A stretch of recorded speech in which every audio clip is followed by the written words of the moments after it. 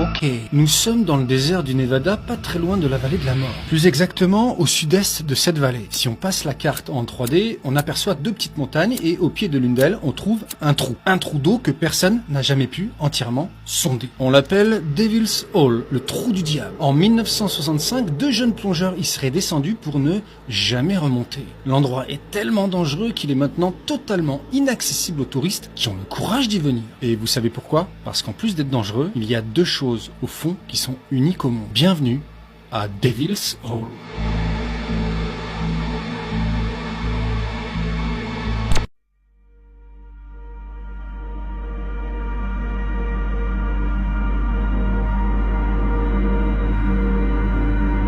Entre les roches calcaires vit un organisme minuscule et pourtant légendaire, le Devil's Hole Pupfish. Son nom scientifique est le Cyprinodon diabolis. Ce petit poisson bleu métallique, long d'à peine 2 cm, détient plusieurs records. C'est l'un des vertébrés les plus rares, les plus isolés et les plus spécialisés au monde. Rien que ça. Son habitat en fait se limite à un seul endroit sur Terre, Devil's Hole. Alors Devil's Hole, c'est juste une fracture remplie d'eau géothermique qui est profonde de plus de 150 mètres. Et encore, on verra qu'on ne sait pas trop où ça s'arrête. La zone où il peut réellement vivre et se reproduire est incroyablement restreinte. C'est en fait une marche rocheuse d'environ 20 mètres carrés, située juste sous la surface de l'eau. C'est là qu'on va trouver les algues dont il se nourrit et où les femelles déposent leurs œufs. Au-delà de ce petit plateau, l'eau devient trop profonde, sombre et pauvre en oxygène pour permettre la vie. Il faut reconnaître que les conditions dans Devil's Hole sont extrêmes. L'eau va rester à 33 degrés, voire 34 degrés Celsius toute l'année. Une température proche de la limite physiologique pour la plupart des poissons. Le taux d'oxygène dissous est très faible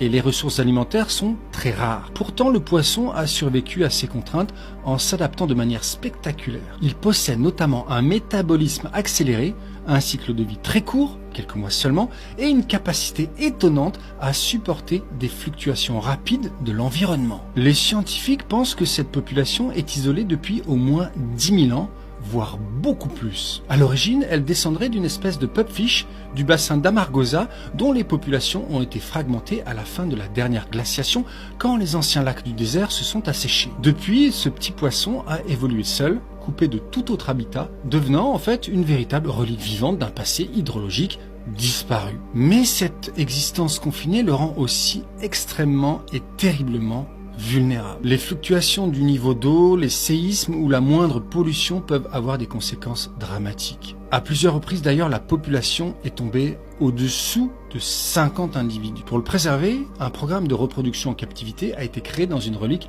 artificielle de Devil's Hole, permettant d'étudier et de renforcer la population naturelle sans l'endommager. Aujourd'hui, les biologistes y vont surveiller chaque poisson, chaque ponte et chaque variation de température. Ce Devil's Hole Pupfish, c'est plus qu'une curiosité, c'est aussi un symbole de la résilience de la vie face à l'isolement et aux extrêmes. Et vous allez certainement vous poser la question de sa diversité génétique, car là, elle touche à un véritable paradoxe biologique. Comment un animal aussi isolé et rare que le Devil's Hole Pupfish, confiné à quelques dizaines d'individus dans un bassin minuscule, parvient-il à éviter l'effondrement génétique? Les analyses d'ADN menées par l'Université du Nebraska et l'US Fish and Wildlife Service montrent que le Devil's Hole Pupfish possède l'un des génomes les plus appauvris de tout le règne animal connu. La population effective, c'est-à-dire le nombre d'individus contribuant réellement à la reproduction, est estimée à moins de 35. Sa diversité allélique, c'est-à-dire que le fait qu'un même gène puisse avoir des versions différentes,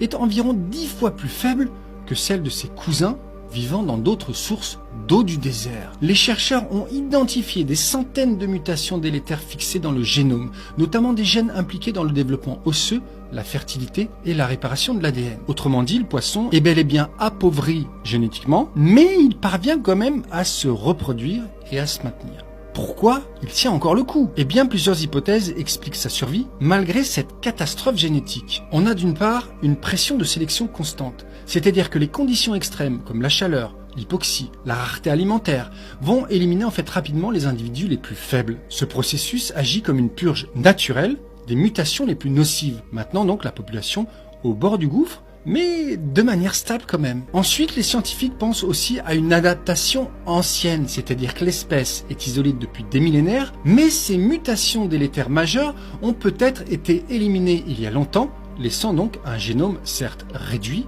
mais qui s'est stabilisé. On a aussi une plasticité physiologique, c'est-à-dire que le pupfish tolère des variations physiologiques très larges, comme la température, l'oxygène, la salinité, ce qui peut compenser en partie sa faible diversité génétique. Et enfin, on estime que sa reproduction rapide, c'est-à-dire que les générations s'enchaînent vite, en quelques mois, favorise justement une évolution accélérée et l'émergence occasionnelle d'individus mieux adaptés. Ce qui est très étonnant, c'est que ce petit poisson vit dans un état d'équilibre critique entre extinction et résilience. Dans les années 60-70, des agriculteurs de la région creusaient des puits et siphonnaient l'eau de la nappe, ce qui abaissait le niveau d'eau. Après des affrontements politiques, une décision judiciaire majeure fut émise. Le niveau d'eau de Devil's Hall a été protégé par la Cour suprême des États-Unis en 1976 afin d'assurer la survie de ce poisson unique. Et on peut se poser la question maintenant de pour combien de temps encore ?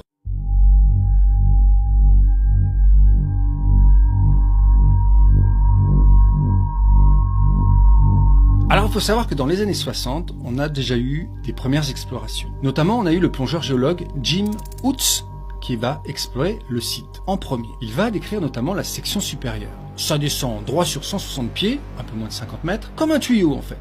Et puis ça s'ouvre en une pièce. C'est comme l'infini. Lors d'une de ses plongées, il dit avoir atteint 315 pieds, ce qui correspond à environ 96 mètres de profondeur, mais sans pouvoir cartographier tous les espaces. Il va aussi en faire dans la presse l'éloge esthétique des parois internes, avec du quartz, des nuances de vert, de bleu, presque du blanc, des couleurs bronze, des roches très colorées. Mais il dit aussi que cette grotte sous-marine est dangereuse, et d'ailleurs il va lui donner le nom, en 1964, de Devil's Hall. C'est peut-être cette description qui va attirer 4 amis à descendre justement au fond. 4 amis de lycée. David Rose, 20 ans, gardien de parking dans un casino de Las Vegas. Paul Gianconteri, 19 ans, employé à la cafétéria du site d'essai nucléaire voisin du Nevada. Les deux amis sont d'ailleurs devenus beaux-frères quelques mois avant, la sœur de Paul ayant épousé David. Et puis on a aussi les frères Bill et Jack Alter, 19 ans tous les deux. Tous les 4 vont donc se rendre sur les lieux à 145 mètres au nord-ouest de Las Vegas, armés d'un petit équipement de plongée amateur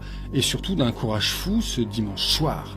Ils veulent en fait plonger de nuit. Pourquoi ? Eh bien parce qu'en 1965, il faut déjà des autorisations pour plonger. Mais les garçons vont ignorer tous les panneaux d'avertissement qu'il y a juste avant de descendre. Et donc, ils commencent leur descente et s'installent sur la petite langue de pierre avant de mettre les pieds dans l'eau. D'après divers articles de journaux publiés à l'époque, voici comment s'est déroulée cette nuit fatidique. 3 d'entre eux, Paul, David et Bill, vont plonger sans combinaison, mais avec des bouteilles d'air rudimentaires, ce qu'on appelait des poumons aquatiques. Jack, lui, va rester sur le rebord pour faire le guet. Peu après le début de la plongée, à une profondeur inconnue, Bill remarque que sa réserve d'air est déjà faible. Les 3 plongeurs donc se font des signes et décident de remonter. Sauf que Paul ne refait pas surface. Bill et David vont plonger à nouveau frénétiquement pour retrouver leur ami. Lorsque Bill remonte pour la 2e fois, il réalise qu'il est désormais le seul plongeur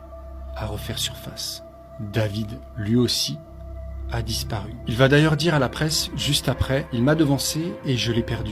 Je suis descendu à 53 mètres de profondeur et je ne l'ai pas retrouvé. » Les frères survivants, Bill et Jack, vont rouler toute la nuit jusqu'à Las Vegas pour chercher de l'aide. Des rangers, accompagnés d'une équipe de recherche et de sauvetage, vont arriver au trou au petit matin. Mais ils vont déclarer aux journalistes qu'il y a un faible risque que les garçons disparus soient maintenus en vie par des poches d'air dans le trou. Une équipe de recherche de 5 plongeurs, dirigée par Oates, travaille toute la journée sous une chaleur de 40 degrés, en vain. Leurs corps, depuis ce jour, n'ont jamais été retrouvés. Certains disent qu'ils ont été aspirés dans les galeries souterraines par des courants. Alors justement, parlons-en de ça. C'est le truc le plus fascinant du trou.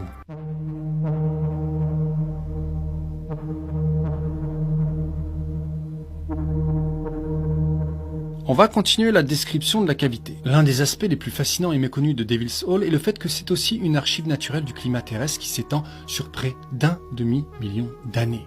À l'intérieur de Devil's Hall, sur les parois calcaires submergées et dans les galeries annexes au-dessus du niveau actuel de l'eau, les chercheurs ont trouvé des dépôts de calcite qui se sont formés lentement au fil du temps. Cette calcite provient de l'eau souterraine riche en carbonate de calcium et le résultat c'est que couche après couche, année après année, ces dépôts enregistrent l'histoire chimique et isotopique de l'eau, un peu comme les cernes d'un arbre mais en roche. Ces signatures isotopiques permettent de reconstituer les variations du climat et du niveau des nappes phréatiques sur environ 500 000 ans. C'est l'un des enregistrements d'ailleurs continus les plus longs et les plus précis de tout le continent nord-américain et ça fournit donc des informations précieuses aux scientifiques. En 1991, une nouvelle équipe va plonger. Cette équipe est composée de plongeurs du service géologique des États-Unis et ils vont stopper leur exploration jusqu'à 436 pieds, environ 133 mètres, dans les galeries profondes. On estime aujourd'hui que la cavité descend au moins jusqu'à 500 pieds. Mais le fond n'a jamais été atteint ni complètement cartographié. Un article de l'époque mentionne une petite phrase d'un des plongeurs après les explorations. Lorsque le fond du trou du diable sera un jour retrouvé, les squelettes de 2 beaux-frères pourront enfin être récupérés à des brasses sous les pupfish gambadants. Mais va-t-on vraiment trouver un jour le fond de cette cavité ? Car un étrange phénomène se produit, quelque chose de fascinant. Le bassin se met à onduler, parfois violemment, lorsqu'un tremblement de terre survient à des milliers de kilomètres de là. Les scientifiques pensent que nous sommes en présence d'une fenêtre naturelle ouverte sur un aquifère souterrain géant, le système carbonaté du Death Valley Armagosa. Cette grotte inondée, descendant sur plus de 150 mètres, probablement bien plus, serait connectée à un vaste réseau de fractures et de conduits dans le calcaire. Le bassin serait hydrauliquement relié à des volumes d'eau souterraine qui réagissent à la moindre oscillation du sol. Lorsqu'un séisme majeur se produit, même à des milliers de kilomètres, les ondes sismiques se propagent à travers la croûte terrestre.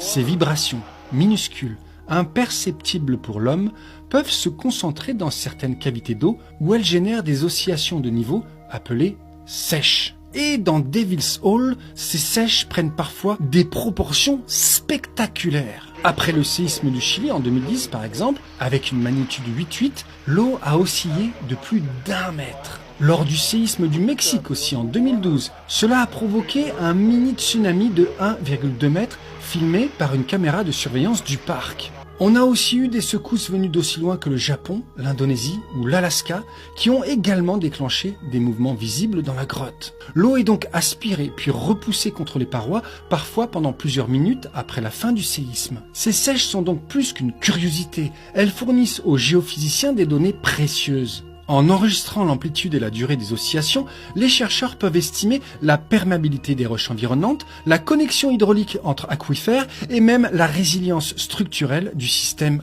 karstique. Rien que ça. Pour le Devil's Hall pupfish, par contre, ces oscillations sont redoutables.